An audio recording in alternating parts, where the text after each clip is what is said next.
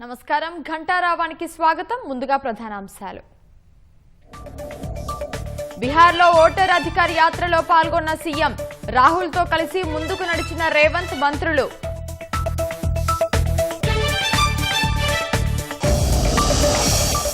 రెండేళ్లలో పంచాయతీలకు రాష్ట్ర సర్కార్ పైసా ఇవ్వలేదన్న సంజయ్, కేంద్ర నిధుల కోసమే స్థానిక ఎన్నికలు నిర్వహిస్తున్నారని వెల్లడి.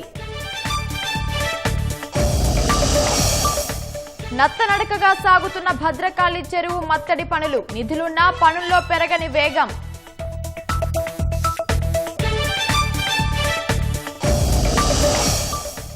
ఢిల్లీ మాజీ మంత్రి సౌరభ్ భరద్వాజ్ నివాసంలో ఈడీ సోదాలు, ఆసుపత్రుల నిర్మాణాల్లో అవకతవకల ఆరోపణలతో తనిఖీలు. రేపటి నుంచి అమల్లోకి ట్రంప్ అదనపు సుంకాలు, భారత్ నుంచి దిగుమతులపై వర్తిస్తాయని అమెరికా నోటీసులు.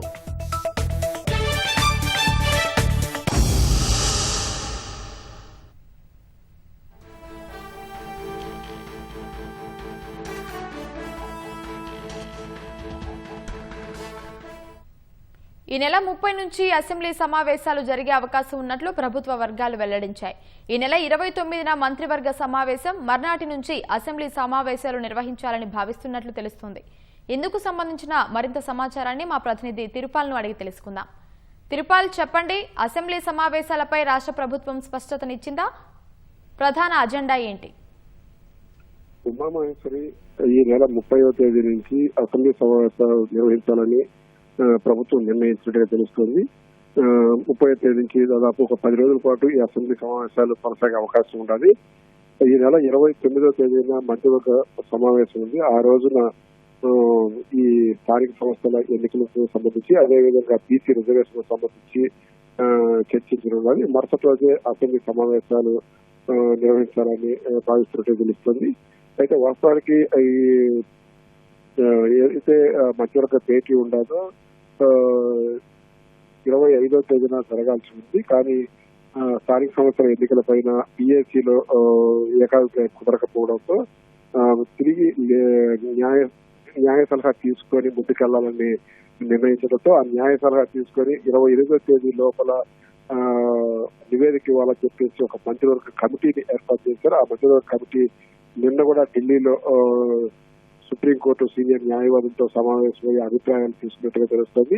ఈ నెల 28వ తేదీన కమిటీ, మంత్రివర్గ కమిటీ నివేదిక ఇవ్వనుంది. ఆ నివేదికను ఈ నెల 29వ తేదీన భేటీగా ఉన్న మంత్రివర్గ సమావేశంలో చర్చించిన తర్వాత స్థానిక సంస్థల ఎన్నికలకు సంబంధించి ఒక నిర్ణయానికి వచ్చే అవకాశం ఉంది. ఒకవేళ స్థానిక సంస్థల ఎన్నికలు నిర్వహించాలని కూడా నిర్ణయించినట్లయితే కూడా బీసీలకు సంబంధించి 42% రిజర్వేషన్ ఏ విధంగా అమలు చేయాలి ఏంటి అని కూడా ఆ సమావేశంలో చర్చించి నిర్ణయం తీసుకొని ఉన్నారు.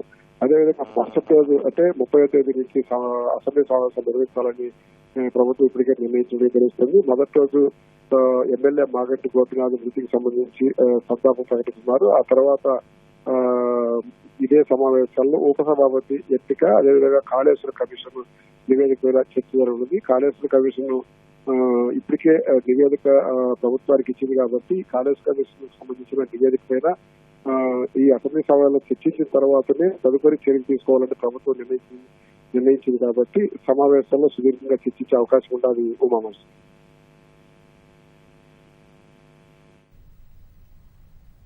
ధన్యవాదాలు తిరుపాల్.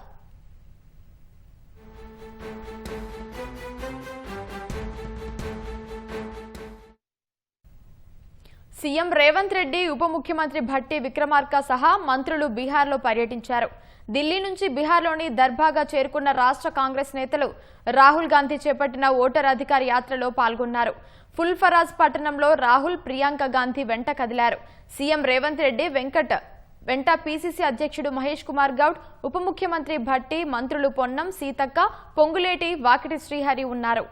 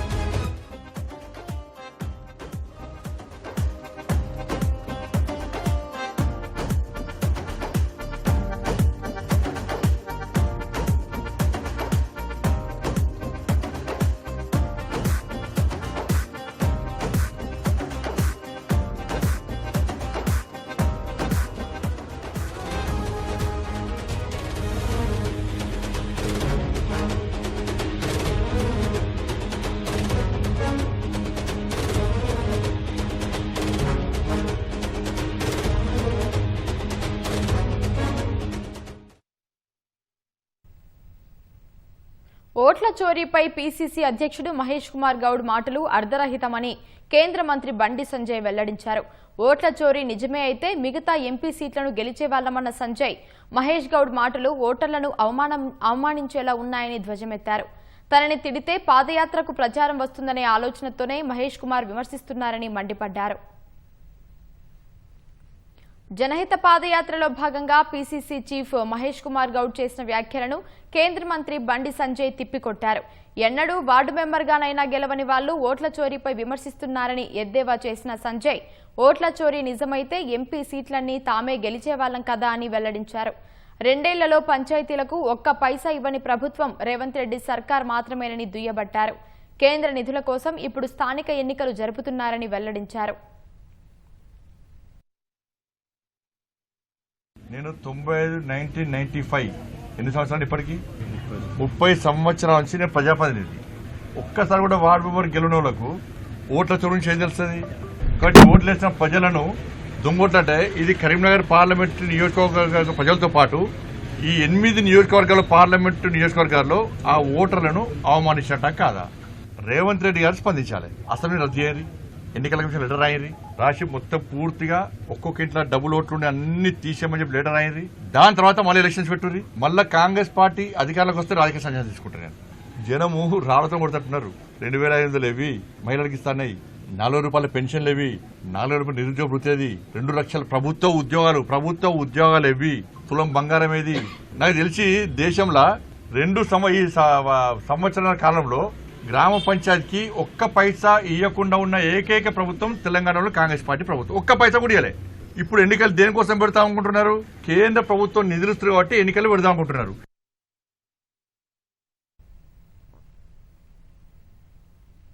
ప్రజలను కలవకుండా రాత్రి వేళల్లో కాంగ్రెస్ పాదయాత్రలు చేస్తోందని కేంద్ర మంత్రి సంజయ్ ఎద్దేవా చేశారు. తనను తిడితే పాదయాత్రకు ప్రచారం వస్తుందన్న ఆలోచనతోనే మహేష్ గౌడ్ మాట్లాడుతున్నారని తెలిపారు.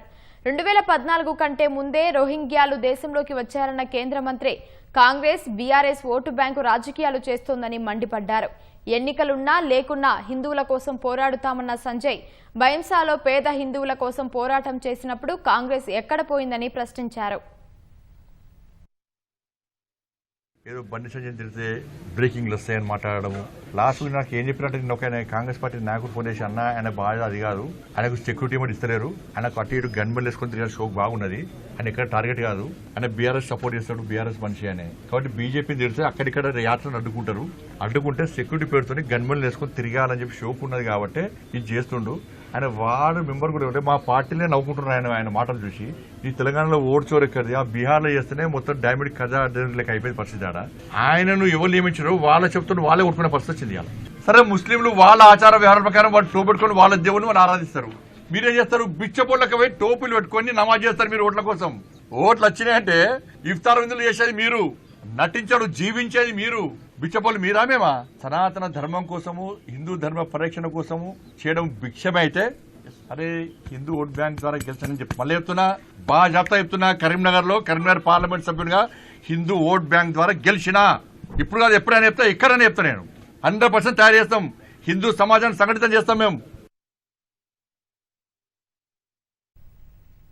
స్థానిక సంస్థల ఎన్నికల్లో ప్రజలు బీజేపీకే మద్దతిస్తారని కేంద్ర మంత్రి బండి సంజయ్ ధీమా వ్యక్తం చేశారు.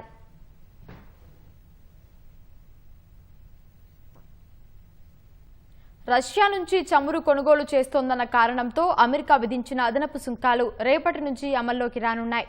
ఈ నేపథ్యంలో భారత్కు అమెరికా అధికారికంగా నోటీసులు పంపించింది. భారత్ నుంచి వచ్చే దిగుమతులపై అదనపు సుంకాలు వర్తిస్తాయని ట్రంప్ సర్కార్ నోటీసు విడుదల చేసింది. కొత్త టారిఫ్లు అమెరికా కాలమానం ప్రకారం ఆగస్టు 27 అర్ధరాత్రి 12 గంటల నుంచి అమల్లోకి వస్తాయని డిపార్ట్మెంట్ ఆఫ్ హోంల్యాండ్ సెక్యూరిటీ నోటీసుల్లో పేర్కొంది. ఆ సమయం తర్వాత నుంచి అమెరికాలోకి ప్రవేశించే భారత ఉత్పత్తులకు ఈ టారిఫ్లు వర్తిస్తాయని స్పష్టం చేసింది. అంటే భారత కాలమాన ప్రకారం ఆగస్టు 27 ఉదయం 10 గంటల నుంచి అదనపు సుంకాలు అమల్లోకి రానున్నాయి. గతంలో భారత్పై అమెరికా విధించిన 25% సుంకాలు ఆగస్టు 7 నుంచే అమల్లోకి వచ్చాయి. అయితే రష్యా చమురు కొనుగోలు చేస్తోందన్న కారణంతో మరో 25% అదనపు టారిఫ్లను విధిస్తున్నట్లు అమెరికా అధ్యక్షుడు ట్రంప్ ఇటీవల ప్రకటించారు. దీంతో న్యూఢిల్లీపై మొత్తం సుంకాలు 50% పెరిగాయి.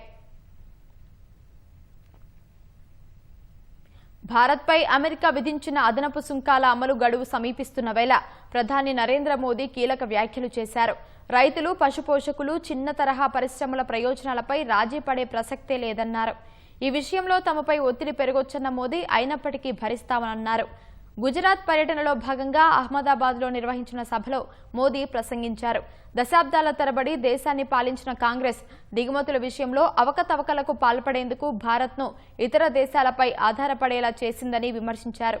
అయితే బలానికి, రక్షణకు ప్రతీక అయిన సుదర్శన చక్రధారి శ్రీకృష్ణుడు తన రాట్నంతో స్వదేశీ ఉద్యమాన్ని ముందుకు నడిపించిన చరాఖాధారి అయిన గాంధీ మార్గంలో పయనించడం ద్వారా భారత్ సాధికారత సాధించిందని ప్రధాని మోదీ వివరించారు. गांधी की धरती पे से बोल रहा हूं। मेरे देश के लघु उद्यमी हो, किसान हो, पशुपालक हो, हर किसी के लिए मैं आपको बार बार वादा करता हूं, मोदी के लिए आपके हित सर्वोपरि है। दबाव कितना ही क्यों न आए, हम झेलने की अपनी ताकत बढ़ाते जाएंगे। आज आत्मनिर्भर भारत अभियान को गुजरात से बहुत ऊर्जा मिल रही है और इसके पीछे 2 दशकों की कड़ी मेहनत है। చైనాతో జరుగుతున్న వాణిజ్య విభేదాల్లో తమ ఆధిపత్యమే ఎక్కువని అమెరికా అధ్యక్షుడు డొనాల్డ్ ట్రంప్ వ్యాఖ్యానించారు. ఈ విషయంలో పోటీకొస్తే బీజింగ్కు వినాశనం తప్పదని పరోక్ష హెచ్చరికలు పంపారు. చైనాతో తాము గొప్ప సంబంధాలు కొనసాగించాలనుకున్నట్లు తెలిపారు. ఈ ఏడాది చివర్లో లేదా ఆ తర్వాత కొంతకాలానికి చైనా పర్యటనకు వెళ్లనున్నట్లు ట్రంప్ ప్రకటించారు. ఇరు దేశాల మధ్య అద్భుత సంబంధాలు ఉండబోతున్నాయని విశ్వాసం వ్యక్తం చేశారు. అయితే ప్రస్తుతం కొనసాగుతున్న వాణిజ్య విభేదాల్లో బీజింగ్ కంటే వాషింగ్టన్ బలంగా ఉందన్నారు. వాళ్ల వద్ద కొన్ని కార్డులు ఉన్నాయని, తమ వద్ద అంతకంటే అద్భుతమైన కార్డులు ఉన్నాయన్నారు. ఒకవేళ వాటితో తాను ఆడితే చైనా నాశనం అవుతుందన్నారు. అటు కొన్ని అరుదైన ఖనిజాల సరఫరాను నిలిపివేస్తే చైనాపై 200% సుంకాలు విధించేందుకు కూడా వెనుకాడబోమని ట్రంప్ హెచ్చరించారు. దానివల్ల మాకు ఎలాంటి సమస్య రాదన్నారు.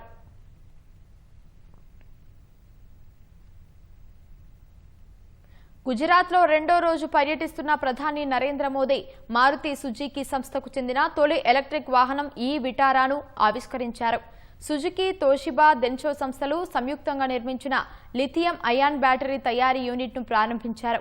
అనంతరం హన్సల్పూర్లో ఉన్న మారుతి సుజుకి కార్ల తయారీ యూనిట్లో మోదీ కలియ తిరిగారు. ఈ విటారాకు సంబంధించిన విశేషాలతో పాటు ప్లాంట్లో ఉపయోగిస్తున్న ఆధునిక సాంకేతికతను కంపెనీ ప్రతినిధులు మోదీకి వివరించారు. ఈ కార్యక్రమంలో ప్రధాని వెంట గుజరాత్ ముఖ్యమంత్రి భూపేంద్ర భాయ్ పటేల్తో పాటు మంత్రులు పాల్గొన్నారు. దేశీయంగా రూపొందించిన ఈ విటారాను జపాన్ సహా 100కు పైగా దేశాలకు ఎగుమతి చేస్తామని మారుతి సుజుకి కంపెనీ తెలిపింది. ఐరోపాలో జరిగిన ప్రదర్శనలో మారుతి సుజుకి సంస్థ తొలిసారి ఈ విటారాను ప్రపంచానికి పరిచయం చేసింది. ఈ విటారా 2 బ్యాటరీ వేరియంట్లతో మార్కెట్లోకి అందుబాటులోకి రానుంది. ఆమ్ ఆద్మీ పార్టీ ఆప్ సీనియర్ నేత, ఢిల్లీ మాజీ మంత్రి సౌరభ్ భరద్వాజ్ నివాసంలో ఎన్ఫోర్స్మెంట్ డైరెక్టరేట్ ఈడీ సోదాలు చేపట్టింది. సౌరభ్ ఆరోగ్య శాఖ మంత్రిగా ఉన్న సమయంలో చేపట్టిన ఆసుపత్రుల నిర్మాణంలో అవకతవకలు జరిగాయన్న ఆరోపణలపై ఈడీ తనిఖీలు చేపట్టింది. ఢిల్లీలోని సౌరభ్ భరద్వాజ్ నివాసంతో పాటు మరో 12 ప్రాంతంలో ఏకకాలంలో అధికారులు సోదాలు చేపట్టారు. ఆసుపత్రుల నిర్మాణ కుంభకోణంలో 5,000 కోట్ల రూపాయలకు పైగా స్కామ్ జరిగినట్లు అధికారులు అంచనా వేస్తున్నారు. 2018-19 మధ్య కాలంలో ఆప్ సర్కార్ 5,590 కోట్లతో సుమారు 24 ఆసుపత్రుల నిర్మాణానికి ఆమోదం తెలిపింది. ఇప్పటి వరకు 800 కోట్లు ఖర్చు చేసినా కేవలం 50% పని మాత్రమే పూర్తయింది. ఈ ఆసుపత్రుల నిర్మాణంలో మనీ లాండరింగ్ జరిగినట్లు ఆరోపణలు రావడంతో ఈడీ దాడులు చేపట్టింది. ఈ కేసులో సౌరభ్తో పాటు మాజీ మంత్రి సత్యేంద్ర జైన్ కూడా విచారణలో ఉన్నారు.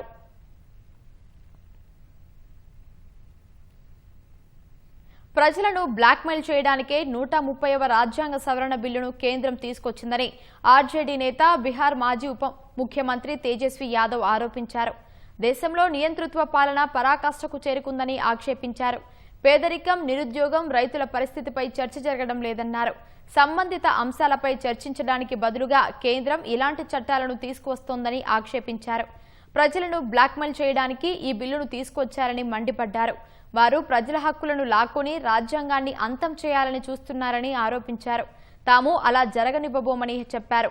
వచ్చే ఎన్నికల్లో ప్రజలు వారికి తగిన సమాధానం చెబుతారన్నారు. గతంలో కూడా తాము ఈ బిల్లును వ్యతిరేకించామని తేజస్వి తెలిపారు.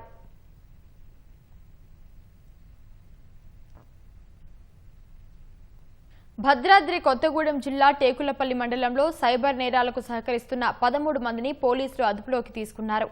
National cyber crime reporting portal ద్వారా అందిన ఫిర్యాదు మేరకు టేకులపల్లి పోలీసులు, జిల్లా సైబర్ క్రైమ్ పోలీసులు సంయుక్తంగా నిందితులను పట్టుకున్నారు.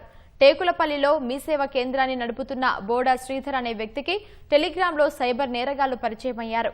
ఇతరులకు నగదును బదిలీ చేస్తే కమిషన్ ఇస్తామని చెప్పడంతో అతనితో పాటు టేకులపల్లి మండలానికి చెందిన 12 మంది యువకులు నకిలీ పత్రాలతో 60 కరెంటు బ్యాంకు ఖాతాలను తెరిచారు. ఆయా ఖాతాలోకి వస్తున్న నగదుతో కమిషన్లు తీసుకుని సైబర్ నేరాలకు సహకరిస్తున్నారు. 6 నెలల్లోనే 8.5 కోట్ల రూపాయల లావాదేవీలు జరిగినట్లు విచారణలో గుర్తించారు. లావాదేవీలు, బ్యాంకు ఖాతాలకు సంబంధించి దేశవ్యాప్తంగా 108 ఫిర్యాదులు వచ్చినట్టు పోలీసు అధికారులు తెలిపారు.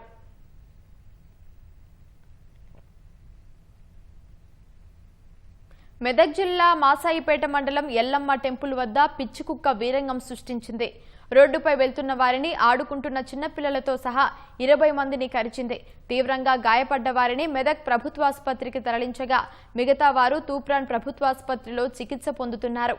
ఎక్కువగా మోకాళ్లపై దాడి చేసిందని, అందరూ ఆరోగ్యంగానే ఉన్నారని డాక్టర్ రమేష్ తెలిపారు.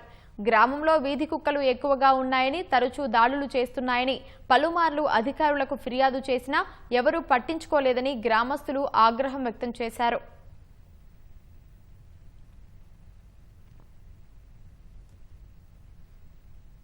యాదాద్రి భువనగిరి జిల్లా మోత్కూరు ఎంఆర్ఓ ఆఫీసులో అక్రమ వసూళ్లకు పాల్పడిన ఉద్యోగిని సస్పెండ్ చేస్తూ జిల్లా కలెక్టర్ హనుమంతరావు ఉత్తర్వులు జారీ చేశారు.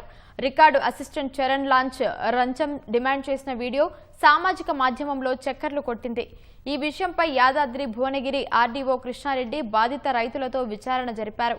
సదరు రికార్డు అసిస్టెంట్ పహానీ నకలు కోసం 2,000 రూపాయలు డిమాండ్ చేశారన్న విషయం అధికారికి తెలిపారు.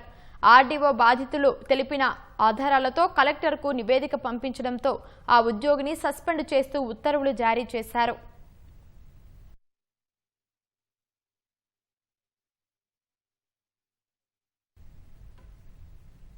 స్థానిక సంస్థల ఎన్నికల్లో పోటీ చేయొద్దనే కుట్రతోనే తమ ఓట్లను మరో ప్రాంతానికి మార్చారని ఆదిలాబాద్లో 2 వ్యక్తులు ఆరోపించారు.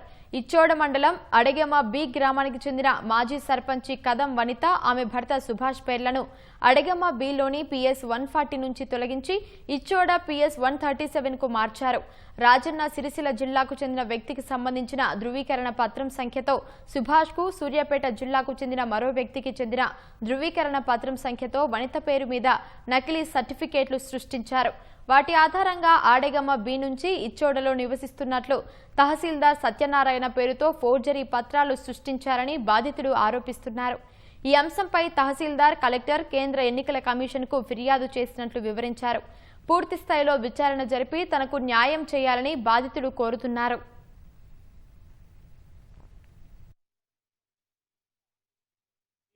మండల్ ఆదిలాబాద్ జిల్లా నా యొక్క ఓటు హక్కును అడగమ బి నుండి చోడ పోలింగ్ బూత్ 137కు మార్చడం జరిగింది. ఇట్టి మార్చడంలో బిఎల్ఓ వారి కుటుంబం వాళ్ళ పాత్ర ఉంది. నా యొక్క నివాస పత్రం మొత్తం దొంగ సర్టిఫికెట్లు తీసి నా భార్యదేమో సూర్యాపేట, నాదేమో రాజన్న సిరిసిల్ల జిల్లా యొక్క ప్రూఫ్ పెట్టి నా యొక్క ఓటు హక్కును ఇచ్చోడకు మార్చడం జరిగింది. ఈ వ్యక్తులపై జిల్లా కలెక్టర్ గారు చర్య తీసుకోవాలని నేను మీ ద్వారా కోరుకుంటున్నాను. రంగారెడ్డి జిల్లా చేవెళ్ల మండలం హైదరాబాద్ బీజాపూర్ రహదారిపై లారీ ఢీకొనడంతో బైక్పై వెళ్తున్న తండ్రి కూతురు మృతి చెందారు. వికారాబాద్ జిల్లా కోట్పల్లి మండలం బీరెల్లి గ్రామానికి చెందిన కృపతోల్కట్ట గ్రామంలోని గురుకుల పాఠశాలలో 7వ తరగతి చదువుతోంది. రవీందర్ కూతురిని ఇంటికి తీసుకెళ్తుండగా వెనక నుంచి లారీ వచ్చి తాకడంతో బైక్ అదుపు తప్పి ఇద్దరూ కింద పడిపోయారు. లారీ వారిపై నుంచి వెళ్లడంతో తండ్రి అక్కడికక్కడే మృతి చెందగా కూతురిని చేవెళ్ల ప్రభుత్వ ఆసుపత్రికి తరలిస్తుండగా ప్రాణాలు వదిలింది. 6 నెలల క్రితం ఇదే రోడ్డు పక్కన కూరగాయలు అమ్ముతుండగా వాహనం ఢీకొని 4 మృతి చెందారు. అప్పటి నుంచి 10ల సంఖ్యలో మృతి చెందుతున్న అధికారులు పట్టించుకోవడం లేదని ఆగ్రహం వ్యక్తం చేస్తున్నారు. పెద్దపల్లి జిల్లా గోదావరి ఖని ప్రభుత్వ జనరల్ ఆసుపత్రికి రోగులతో కిటకిటలాడుతోంది. సీజనల్ వ్యాధులతో రోజుకు 1600 నుంచి 1700 వరకు ఓపీ రికార్డు స్థాయిలో నమోదవుతుంది. అడ్మిట్ అయ్యే వారి సంఖ్య పెరిగిపోయి ఒకే పడకపై 2-3 రోగులను ఉంచి వైద్యం అందిస్తుండటంతో ఇబ్బందులు పడుతున్నారు. జిల్లా యంత్రాంగం వెంటనే స్పందించి బెడ్ల కొరత లేకుండా చూడాలని సిపిఎం పార్టీ జిల్లా నాయకులు యాకయ్య డిమాండ్ చేశారు. ఇవాళ వాళ్ళకు ఒకరికొకరు కూడా ఇన్ఫెక్షన్ వచ్చే పరిస్థితి, ఒక బెడ్ 4 పడుకోవటం 3 పడుకోవటం తోటి ఈ బెడ్ల సంఖ్యను పెంచే అవసరం అనుకుంటే వేరే వార్డు కూడా మార్చాలని కూడా సిపిఎం పార్టీ సందర్భంగా మెడికల్ సూపరింటెండెంట్ గారికి మరి ఆర్ఎంఓ గారికి మేము తెలియజేస్తున్నాం. అంతేకాకుండా ఈ హాస్పిటల్లో దాదాపు రోజుకు 1500 మంది వస్తున్నట్టుగా ఇవాళ గవర్నమెంట్ వాళ్ళు హాస్పిటల్ లెక్కలు చెప్తున్నారు. కానీ వస్తున్న పేషెంట్ల సంఖ్యకు అనుగుణంగా డాక్టర్లు లేరని 84 మంది ఉన్నారని, మరో 40 మంది రావాల్సి ఉందని, తగిన సిబ్బంది కూడా కొరత ఉంది అనేది కూడా తెలియజేశారు. మెడికల్ కాలేజ్ పక్కకున్నప్పటికీ రోగుల యొక్క సమస్య పరిష్కారం కాకుండా ఉంటుందనేది దృష్టికొచ్చింది. ఈ విషయాన్ని కూడా గవర్నమెంట్ తక్షణమే పరిష్కరించాలని మేము తెలియజేస్తున్నాం. హైదరాబాద్ మెహదీపట్నం డిపోకు చెందిన ఆర్టీసీ బస్సులో మంటలు చెలరేగాయి. బస్సు స్టార్ట్ కాకపోవడంతో డ్రైవర్ రిపేర్ చేస్తున్న సమయంలో ఒక్కసారిగా మంటలు వచ్చాయి. వెంటనే అగ్నిమాపక సిబ్బందికి డ్రైవర్ సమాచారం అందించడంతో ఘటనా స్థలానికి చేరుకుని మంటలను ఆర్పివేశారు. ఈ సమయంలో బస్సులో ఎవరూ లేకపోవడంతో ప్రమాదం తప్పింది. డిపో అధికారులు, పోలీసులు ఘటనా స్థలికి వచ్చి వివరాలు సేకరించారు. వాయువ్య బంగాళాఖాతంలో ఏర్పడిన ఉపరితల ఆవర్తన ప్రభావంతో రాష్ట్రంలో నేడు రేపు భారీ వర్షాలు కురుస్తాయని వాతావరణ శాఖ వెల్లడించింది. ఉపరితల ఆవర్తనం 24 గంటల్లో అల్పపీడనంగా మారే అవకాశం ఉందని తెలిపింది. ఈ ప్రభావంతో భద్రాద్రి, మహబూబ్ నగర్, భూపాలపల్లి, ములుగు, వరంగల్ జిల్లాల పరిధిలో భారీ వర్షాలు కురుస్తాయని వెల్లడించింది. ఇతర జిల్లాల్లో ఉరుములు, మెరుపులతో కూడిన మోస్తరు వర్షాలు కురిసే అవకాశం ఉన్నట్లు సూచించింది. గంటకు 30 నుంచి 40 కిలోమీటర్ల వేగంతో గాలులు వీస్తాయని వాతావరణ శాఖ అంచనా వేసింది.